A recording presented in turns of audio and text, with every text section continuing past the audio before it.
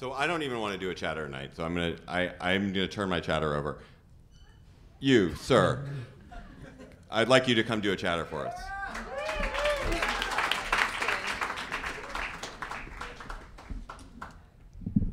So.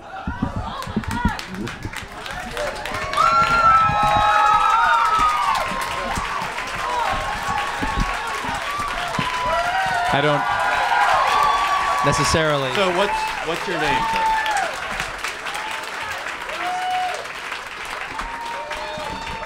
Is this on? Yeah, don't be nervous. I know it's like there's a crowd I'm very nervous. I'm much more nervous than I thought I would be. He's our original drummer. Thank you very much. They dropped me for Pete Best. What's your chatter, Stephen? My name is Stephen Colbert, and I'm a huge fan. And these guys have been very nice. They've asked me to stop by for years, but I have shows, my stupid show, most of the nights that you guys are in town. But this is the first night that you've been here, and my show's been dark, and so I'm so happy to be here. Because I listen every week. Not only do I listen every week to this Gabfest, I go back and listen to old ones. Like I was just listening to you guys wondering what Rick Perry would mean to the race. And David, you take more risks than Emily or John do. We don't like to predict. Thank you. Thank you really very much. do. What did I say, Rick Perry? He was going to be President Perry. You were actually asking, like, what does this mean, John? And John said he could very well blow up on the launch pad. You're lying. No, you said these are all the reasons why he's great, but who knows? Oh, yeah. There's plenty of reasons for him to blow up on the launch pad. That's why you don't take risks. Yeah. You were like, I'm a huge Lord of the Rings fan. Yeah. And in Lord of the Rings, I think it's Gildor is this elf who says to Frodo, "Ask not advice of the elves; they will tell you both yes and no." You are so elvish. Yeah. Well, anyway, I'm happy to be here, and thank you for having me, and I'm thrilled. I have a chatter. And that is about Richard Nixon, who is my president, because I'm older than all of you, I think. Who's the eldest of you guys? John, by a little bit. 44. I'm 48. Okay, I'm 48. So I'm just old enough to remember Nixon as actually being president, like actively and seeing speeches and that kind of stuff. And Watergate is very vivid to me because it interrupted the Munsters in the afternoon when I came home. Very similar, I thought. Yeah, extremely. Similar hairlines between Grandpa and Richard Nixon.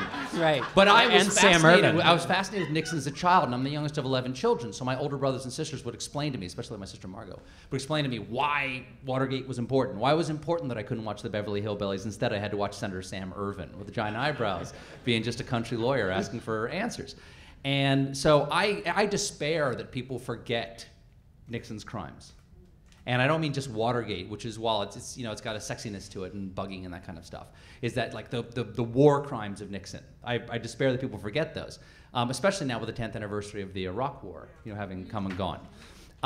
Well, it was just my chatter is about LBJ's library has released tapes that the BBC has done condensations of that say that while it was suspected for a long time that Nixon had helped prolong the Vietnam War in order to win against Humphrey in '68, the LBJ tapes say no, that was true. LBJ had been bugging ambassadors' phones in the lead up to the peace talks with South and North Vietnam, and that LBJ is heard saying, "Our friend in California, the Republican nominee, seems to be working on both sides of North and the South to keep these peace talks from happening," and says in the recordings, "Well, this is probably treason, but I'm not going to tell anybody because then they'd find out I'm bugging the ambassador's phone."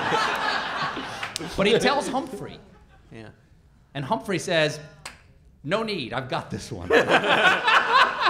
And Nixon did it for political advantage because he said to the South Vietnamese, "I'll give you a better deal." And part of his campaign was, the old peace with honor is, "I'll get you a better deal." And he was able to use the mishandling of the Democrats' mishandling of the war as his victorious campaign. Now, of course, this led to the deaths of tens of thousands of people, shattered the trust of the American people to the American military establishment, to trusting the president, and changed your relationship to the president forever.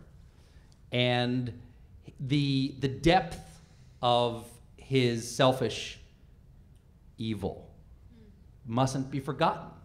Because while he's not the only one, he's the for me. Yeah. And the for the American people, because he's the first one who had truly the adversarial relationship with the press, a press that was happy to engage in that adversarial relationship. Now, we just had the 10th anniversary of the Iraq War. A bare minimum of the American people think it was a bad idea now. You know, we've only been out 18 months totally. You know, officially military actions ended 3 years ago, or August 3 years ago, something like that. 40 years on, a majority of people 18 to 34 think that Vietnam was the right thing. They do? Yes. Wow. Wow. Yeah. You buried your lead there. But is So that- I may be misquoting that. It may be younger, it might be 18 to 24, but I'm shocked by both of those things. And so that's my chatter, and that's why I like it.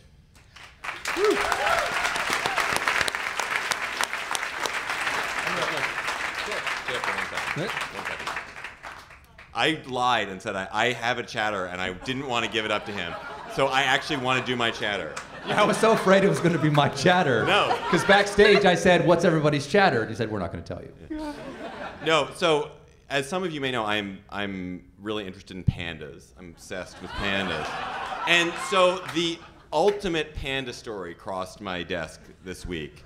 Some of you may have seen me asking a little bit about it on the Facebook page. It wasn't the people who dress up as pandas and film themselves having sex. That was not it. But it's almost worse, which is that researchers in China, I'm not paying attention to this. Researchers in China, how is it? Is it cool? Yeah. It's good. It's doing it. Researchers in China are now, because the pandas are so unwilling to mate, they are now showing panda porn to the pandas. The panda females are in heat 36 hours a year, which is less than boys in Steubenville are in heat in a day. And they're just not interested. The panda males aren't interested. No one's interested. And I think we can basically say an animal has reached an evolutionary dead end when it will not have sex to reproduce itself, and when it's only decides the only time it can have sex is for Wednesday afternoon and Thursday in March, and that's it. And so I think we can basically stick a nail in the panda coffin at this point. So you know Oh what? yeah. Yeah. But the thing is, you said no one is interested. Clearly, you are interested. Well, look, I just think there's a huge amount of money that is spent on these stupid pandas, which would be so much better spent trying to save an animal that wants to be saved. To properly hate pandas, you have to learn a lot about them. You're like hate watching pandas. Can I just as a kind of technical thing, is the porn that they're watching human porn, panda porn, or these people who dress up like pandas? And It's panda porn. They did find a couple of pandas, I guess, who were willing to have sex, and they filmed them, and now it's they all show from like it the to other pandas. 70s. Yeah, it is.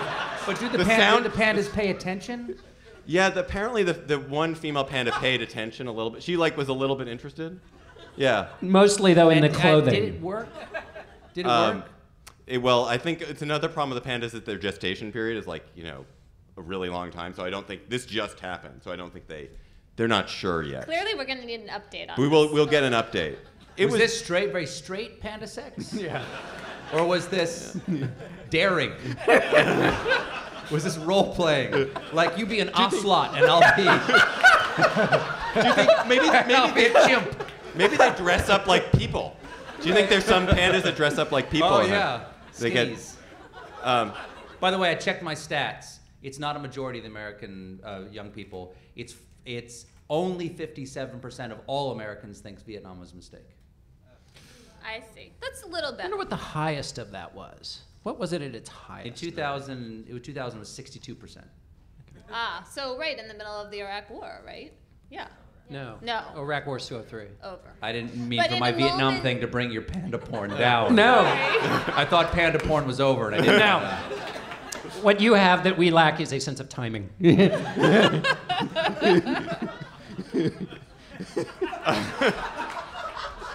All right, we'll close the show, then we'll do a Q&A. Stephen, stay up for 1 minute on the Q&A. You get the first question. How about that? I don't think that's appropriate, but thank you. Okay. All right, so we're going to do first we'll do a radio close. That'll do it for the political let me try that again. That'll do it for the political Gabfest portion of the show. Thanks to our terrific audience at 92nd Street Wide Tribeca.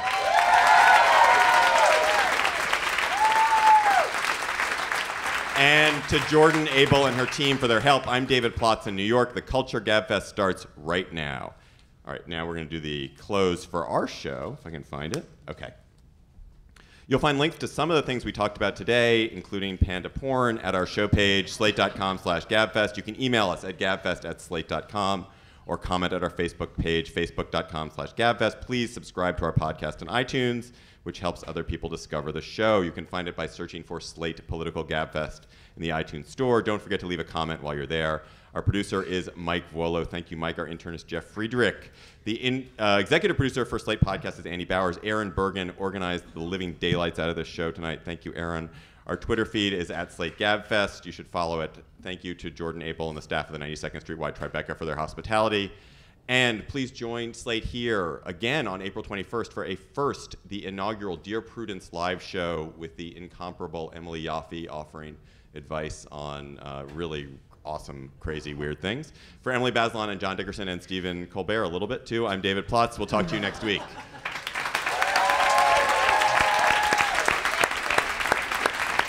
Thanks, that was fun. Do you want a question? I'll do one.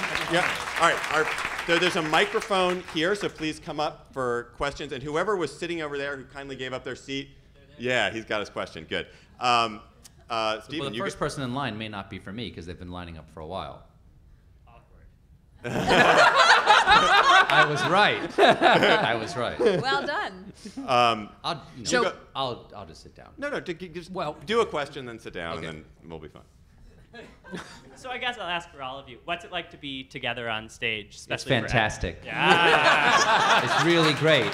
I look forward to it every week. I actually kind of do because I listen every week.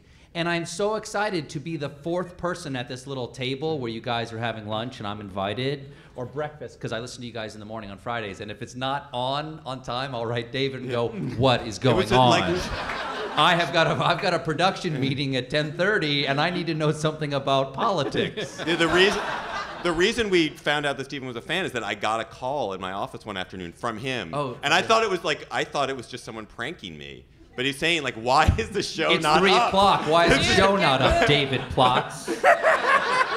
And then so David, now I get a warning. If it's going to be posted late, I get an yes. email from David saying, it was live last night, we went out drinking, it's going to be up a little bit later than we thought it was going to be.